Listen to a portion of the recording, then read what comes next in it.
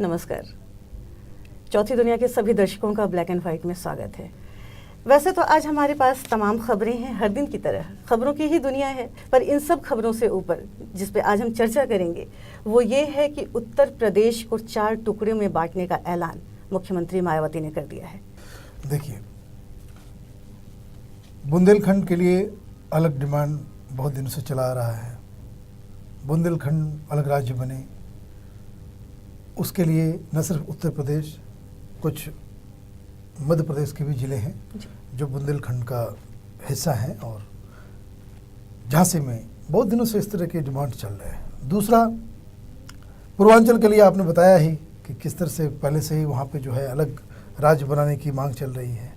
और तीसरा जो है वो हरित प्रदेश, जो पश्चिमी उत्तर प्रदेश का जो है, ये भी मांग बहुत दिनों से चला आ रहा है। और जो बचा रह गया उसके लिए कोई मांग है नहीं, तो जो बचा रह गया तो वो अवध प्रदेश हो गया। तो ये 4 अलग अलग छोटे छोटे राज्यों में उत्तर प्रदेश को बांटने की जो बात मायावती ने एक नई रणनीति के तहत, नई चाल। लेकिन एक बात मैं शुरू से मैं बता दूं कि मैं छोटे छोटे राज्यों के, जितने ज़्यादा राज्य हों, जितने छोटे हो, उसके फेवर में हूं। It is not only a tool जिससे हमारे देश का जो है नेशनल इंटीग्रिटी, सेंटर का पावर सब बरकरार रहेगा। फेडरलिज्म को जो है एक नया एनर्जी, और हम विकास के रास्ते पे, पॉलिटिकल डेवलपमेंट हमारा जो है, हमारे लीगल कॉन्स्टिट्यूशनल जो डेवलपमेंट है, उसके लिए ये छोटे छोटे राज्य जो है ये रास्ता दिखाते हैं। अब उत्तर प्रदेश तो बहुत बड़ा राज्य है जी। मायावती ने ऐसा कर दिया तो कौन व्यक्ति ऐसा चाहेगा कि इतने बड़े एक व्यक्ति एक ही राज्य का चीफ मिनिस्टर बन सकता है? तो कौन व्यक्ति ऐसा चाहेगा, वो भी खास करके चीफ मिनिस्टर, कि अगला चुनाव अगर मैं जीतूं तो किसी छोटे से एक टुकड़े की मुख्यमंत्री बनूं, टुकड़े की जो है मुख्यमंत्री बनूं। तो इसका मतलब बहुत राज जो है गहरा है। Why you want to divide UP? आप तो यूपी के गाजियाबाद से लेकर के जो आजमगढ़, गोरखपुर तक राज करने वाली मुख्यमंत्री ये कहे कि नहीं, मुझे इतना बड़ा साम्राज्य नहीं चाहिए। तो इसमें जरूर कोई बात होगी। और वो भी तब जब किसी सियासी पार्टी ने ऐसी मांग नहीं उठाई। सियासी पार्टी नहीं, और वो भी तब जब किसी भी आकलन से कोई ये नहीं कह सकता कि समाजवादी पार्टी या भारतीय जनता पार्टी मायावती को इस चुनाव में बुरी तरीके से हराने वाली है। कांग्रेस की बात ही मैं नहीं कर रहा कि क्योंकि कांग्रेस नॉन प्लेयर है, वहां मुकाबले में ही नहीं है। वो 9 बजे रात में बैठने वाले एडिटर्स कितना भी हंगामा कर लें, जितना भी वो जो है कांग्रेस के लिए जो है देश में माहौल बनाने के लिए जो है अपनी कारगुजारी करते रहें, लेकिन फैक्ट ऑफ द मैटर क्या है कि वहां पे जो है कांग्रेस नॉन प्लेयर है, दिवालियापन है, मानसिक तौर पे भी और वोट बैंक के तौर पर। वोट बैंक है ही नहीं, इसलिए भीख मांगने की बात की जा रही है। तो ये जो है वो अलग इशू है। लेकिन आई वाज सरप्राइज कि कुछ अखबार वालों ने ये यहां तक लिख दिया कि भाई कांग्रेस के डर से इन्होंने ऐसा कर दिया। बात ये नहीं है। क्या निहितार्थ क्या हो सकता है? मैं बता रहा हूं, ये जो है ये बात ये नहीं है। बात बिल्कुल ये नहीं कि कांग्रेस और राहुल गांधी की डर से मायावती जो है कुछ इस तरह के जो है उटपटांग काम करेंगी जी। मायावती ने बिल्कुल चीजों को पोलराइज कर दिया है। इसकी एक अलग कहानी है। हरित प्रदेश का जो डिमांड है वो बहुत दिनों से चला आ रहा है जी। बीजेपी को इसका फायदा होगा। क्या फायदा होगा? और बीजेपी इस ट्रैप में भी फंसेगी, क्योंकि जो डेमोग्राफी है, जिस तरीके का ये है, जो बांटने की जो बात हो रही है, अगर ये लागू हो जाता है तो उनमें से एक तो 100% और दूसरा जो है वो मुस्लिम बहुल इलाका हो जाएगा। बीजेपी इसी पॉइंट को लेकर के इस पॉलिसी के खिलाफ मैदान में उतरेगी। अब मतलब मायावती ने अपने लिए मुसीबतें पैदा कर ली हैं। नहीं जी, मुसीबतें पैदा नहीं की हैं, उसका एक अलग, मैं बता रहा हूं कि क्या basically what I am trying to read her mind, जी। कि वो क्या करना चाह रही है। पर क्या उन्हें मुस्लिम वोट बैंक नहीं चाहिए जिसका फायदा आप बीजेपी को उठाने की बात कर रहे हैं? तो बीजेपी को तो मुस्लिम वोट नहीं चाहिए। नहीं चाहिए। तो व्हाट दे विल से कि मायावती जो ये करना चाह रही है और जो लोग इसका सपोर्ट करना चाह रहे हैं, वो यूपी का एक बड़ा हिस्सा जो है मुसलमानों के हाथ में देना चाहते हैं, इसका अपोज करना चाहिए। तो यूपी सेंसिटिव इलाका है, जी। तो पोलराइजेशन होगा। मुस्लिम वोट्स के ऊपर जो है ये पूरी राजनीति चल रही है। एक तरफ कांग्रेस पार्टी है जो मुसलमानों को लुभाने के लिए नए नए हथकंडे अपना रही है, जिसका खुलासा हम लोग कुछ दिनों के बाद जो है चौथी दुनिया में करने वाले हैं, अगली What खबर में Congress करने is doing, वाले हैं। है ना। तो ये एक अलग मसला है।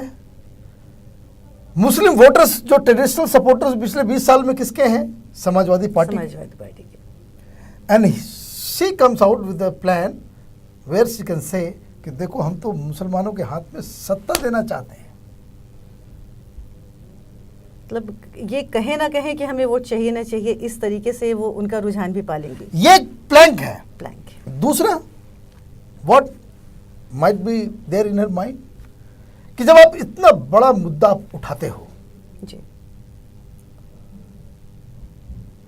अलग राज्य बनेंगे, कौन बनाएगा? केंद्र सरकार बनाएगी। हाँ, फैसला तो केंद्र सरकार को ही करना है। व्हाट यू विल डू कि ये जो जितने आंदोलन हैं, चाहे वो बुंदेलखंड हो, चाहे वो हरित प्रदेश हो, ये स्ट्रॉन्ग मूवमेंट्स हैं ये दोनों। बिल्कुल। और उसी तरीके का पूर्वांचल के लिए भी बहुत दिनों से ये आंदोलन चल रहा है। बुंदेलखंड, मैं तो बुंदेलखंड में बहुत घूमा हूं। बुंदेलखंड में ये बहुत ही इंपॉर्टेंट मुद्दा है कि they want a different state, क्योंकि वहाँ पिछड़ापन बहुत है, Right. गरीबी बहुत है। और जो हरित प्रदेश है, ये जाटों का जो इलाका है, जहां पे अजीत सिंह के साथ जो है इन लोगों ने किया, नाउ दे आर, कांग्रेस और Ajit Singh they are into fix. अब ये क्या करेंगे कि भाई हमने सजेशन दे दिया और they will put pressure on the Congress government. और बिल्कुल, और आप जो कह रहे हैं बुंदेलखंड की बात, मायावती भी इसी को आधार बना रही है। वो ये कह रही है कि चूंकि प्रदेश इतना बड़ा है तो पूरे हिस्से की देखभाल सही तरीके से सरकार नहीं कर पाती है, इसलिए पिछड़ापन हावी है। तो ये चीज जो है, अब आप देखिए क्या उसने खेल किया कि now the central government and the people who are supporting this government they are under pressure कि भाई ये सजेशन आ गया, अब उसको करो। आप देखिए किस तरह से तेलंगाना में हंगामा चल रहा है। सेंट्रल गवर्नमेंट जो है वो डिसाइड नहीं कर पा रही है। संशय की स्थिति में है, क्या करें। दूसरा, अब आपने एक क्लियर कट डिवीजन डाल दिया। जी, बीजेपी को दूसरा फायदा मिलेगा, जो लोग बंटवारा नहीं चाहते हैं बिल्कुल। वो बीजेपी के साथ हो जाएंगे। बीजेपी ने कह दिया हम इसके विरोध में हैं। जी। बीजेपी भी फिक्स में आ गई। वो इसलिए फिक्स में आ गई कि बीजेपी शुरू से, चाहे वो छत्तीसगढ़ का मांग हो, चाहे वो उत्तराखंड का मांग हो, चाहे वो झारखंड बनाने का हो, चाहे वो विदर्भ बनाने का हो, चाहे तेलंगाना हो, हमेशा छोटे राज्यों को के समर्थन में आई है। लेकिन यहाँ जो है उल्टा उसको करना पड़ रहा है। तो एक दे आर ऑल्सो कॉर्नर्ड। बिल्कुल। चौथी बात कि जितना भ्रष्टाचार का मामला है मायावती के खिलाफ, और मायावती के खिलाफ जितना जो, चाहे बीजेपी हो चाहे वो समाजवादी पार्टी हो, ये दोनों जितना भी इनके खिलाफ जो चार्जशीट निकाल रही हैं, जी, जो उसके खिलाफ जो भ्रष्टाचार का मामला हो, करप्शन, हत्या, लॉ एंड ऑर्डर, 50 तरह की चीज़ें हैं। एक 5 साल आदमी करता है तो हर विपक्षी के पास एक पूरी फहरिस्त आ जाती है। वो कौन, वो जो है वो साइड इशू हो गया। जी। एक चीज़ मुझे यहाँ समझ में आ रही है, शायद आप भी इससे इत्तेफाक रखेंगे, कि अभी सबसे ज़्यादा आक्रमण राहुल गांधी ने कर रखा है। हालांकि कांग्रेस के ही मुकाबले में नहीं है, ये दूसरी पार्टी के भी लोग कह रहे हैं और कांग्रेस भी अंदरूनी तौर पे ये समझ रही है। मायावती ने जो 4 टुकड़ों में बांटने की घोषणा की प्रदेश को, फैसला केंद्र सरकार को करना है, चुनाव में वक्त बहुत कम है। कांग्रेस पे ऐसे भी आरोप लग रहे हैं कि ये देश को बांट रही है, टुकड़े टुकड़े कर रही है, बाहरी ताकतों से ये मिली हुई है, विदेशी शक्तियां हावी हो रही हैं। तो कांग्रेस की स्थिति तो यहाँ बहुत ही पतली हो जाएगी। देखिए, मैं बार बार एक चीज़ एकदम क्लैरिटी से सब लोगों को समझना। और फिर राहुल गांधी का ये कहना कि 1 रुपए में 25 पैसा पहुँचता है, 5 पैसा पहुँचता है। नहीं, मैं बता रहा हूँ, Rahul Gandhi is the way Congress is going about जी।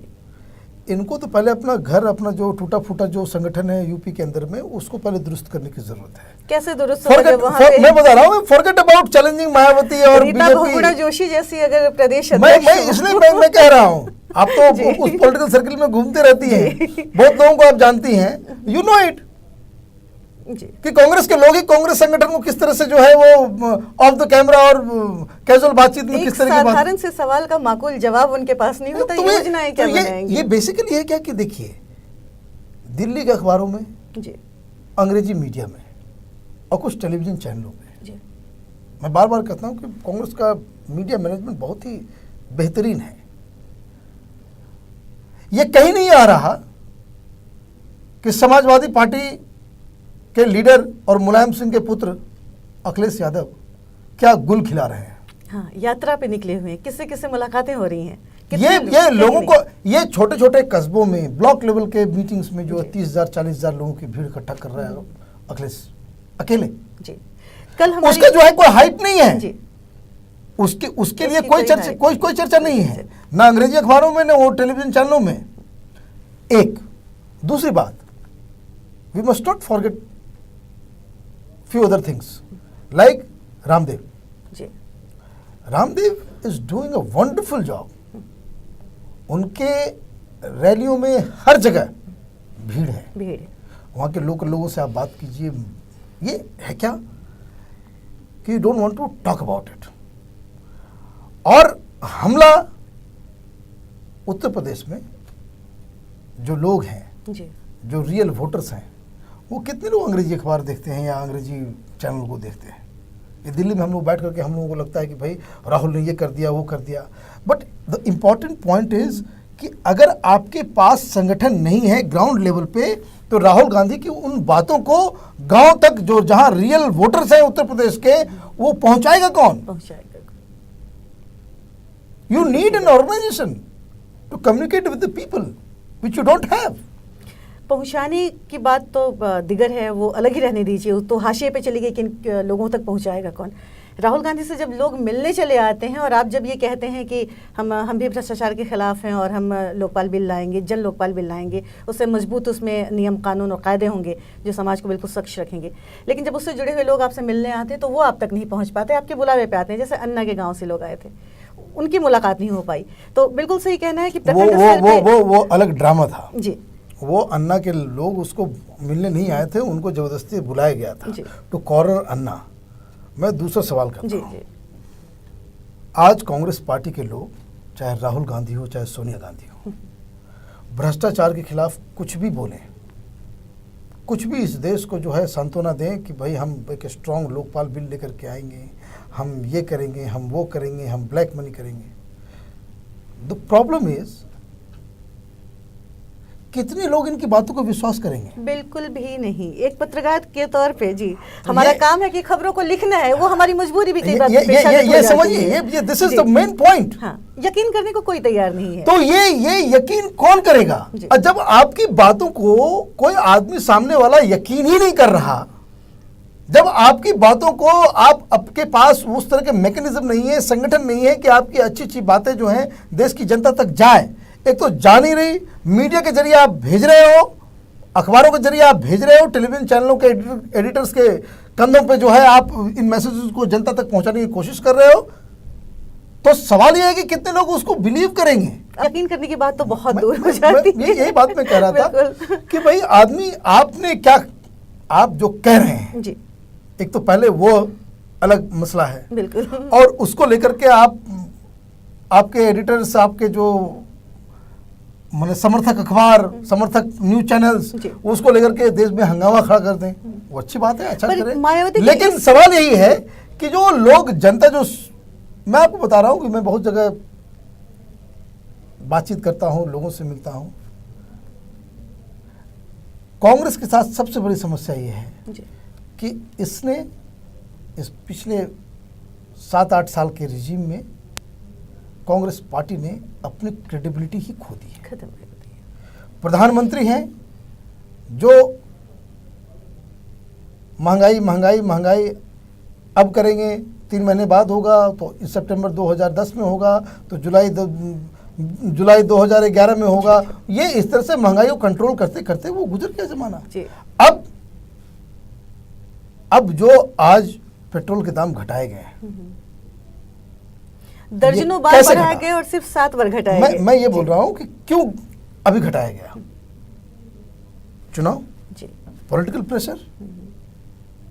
तो इसका मतलब यह है कि जब चुनाव आएंगे तो आप सही काम करोगे, अब झुंझुना थमा देंगे लोगों और जब चुनाव खत्म हो जाएगा फिर वही काम करोगे जो सीधे पे आ जाएंगे। काम नहीं करना है।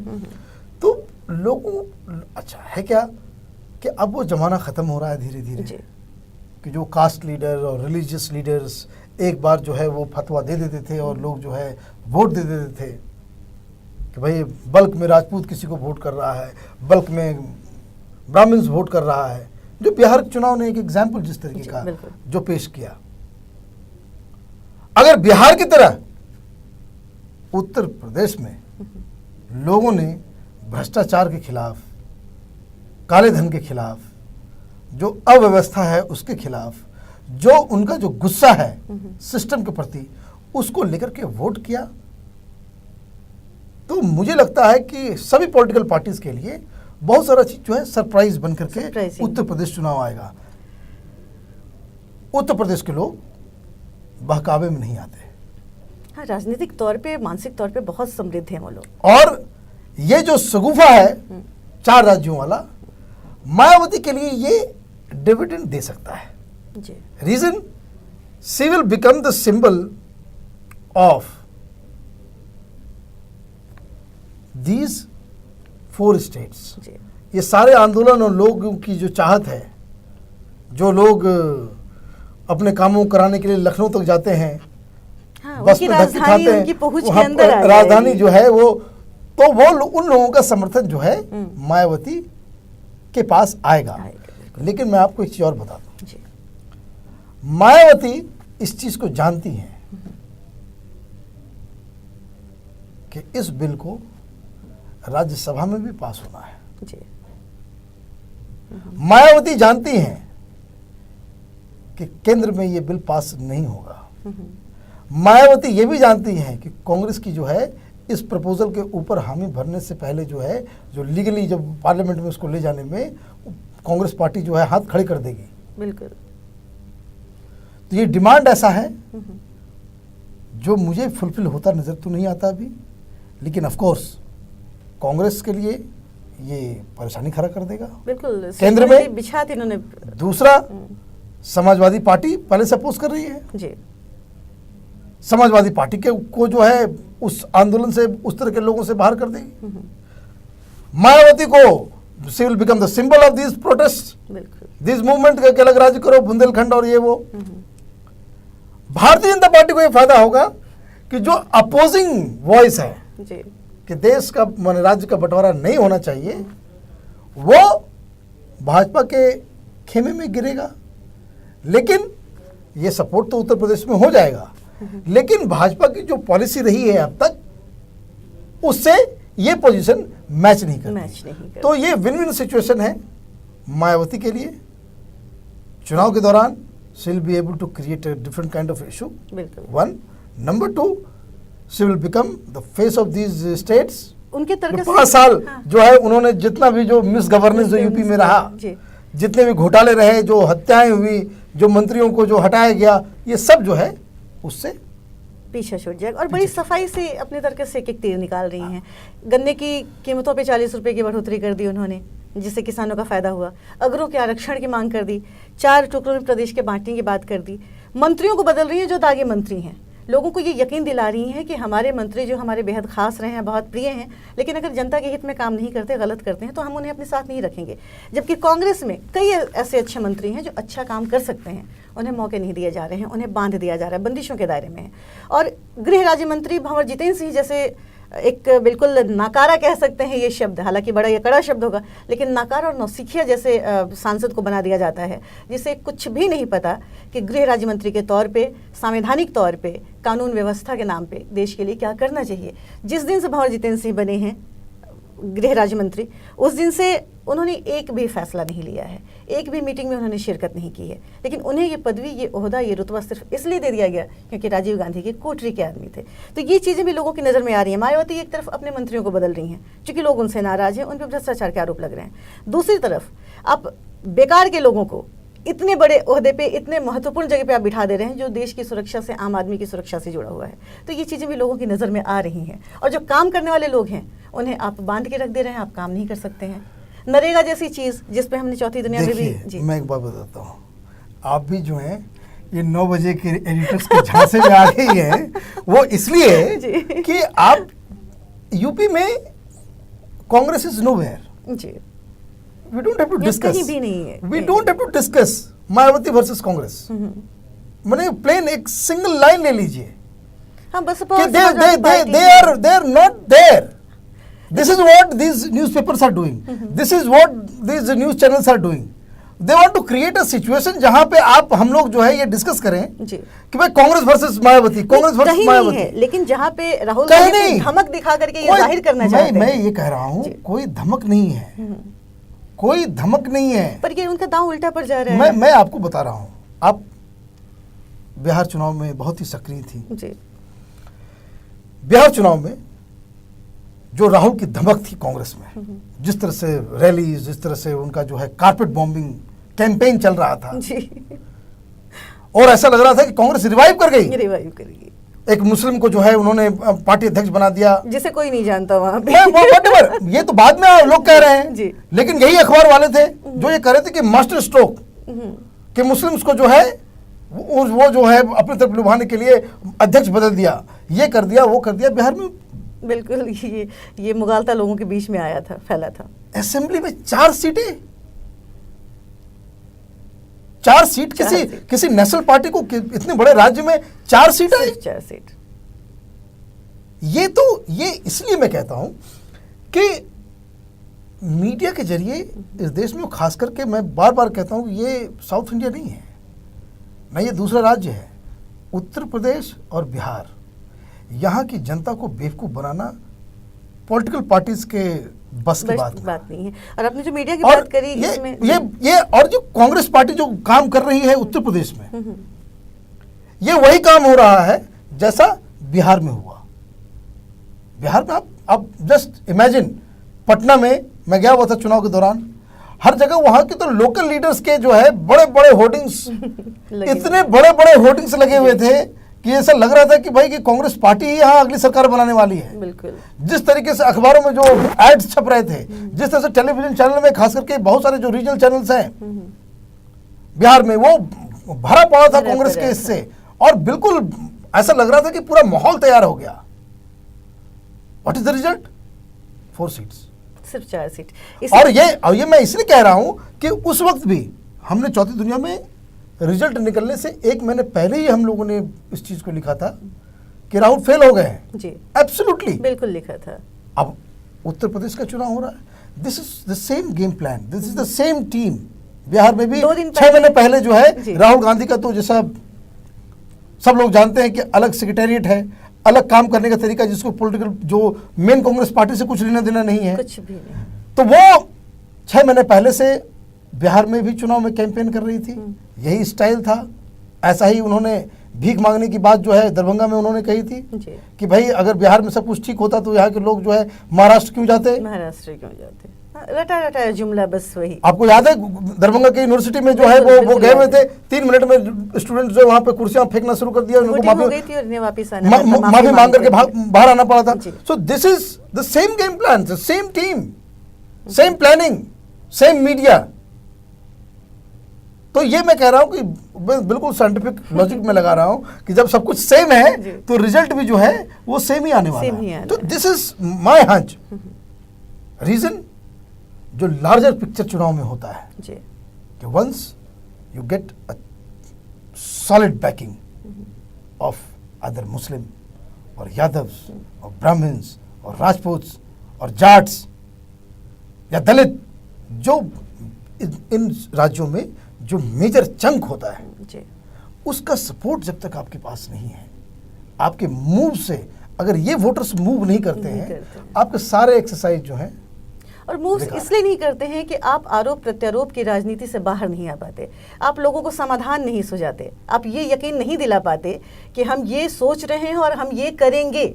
आप आरोप लगाते हैं कि हम तो ये करते हैं, पर जो सरकारें यहाँ पे हैं वो अक्षम हैं, वो नहीं कर पाती हैं, तो आप समाधान नहीं सुझाते, आप सिर्फ कमियां दिखाने का काम करते हैं। कमियां तो हम आप भी देखते हैं, जनता भी देखती है, और वो कहते हैं बड़ा प्रसिद्ध जुमला है कि पब्लिक है सब जानती है, तो हम और आप क्या उसे सिखाएंगे और बताएंगे। बीजेपी उत्तर प्रदेश में, this is one of the reason कि बीजेपी उत्तर प्रदेश में 3rd नंबर की पार्टी हो गई। वो इसलिए हो गई कि यूपी जैसे नीतीश कुमार है विद ऑल मैंने अच्छाई और बुराई के साथ, नरेंद्र मोदी हैं अच्छाई और बुराई के साथ, विकास सेवा, दे हैव एजेंडा।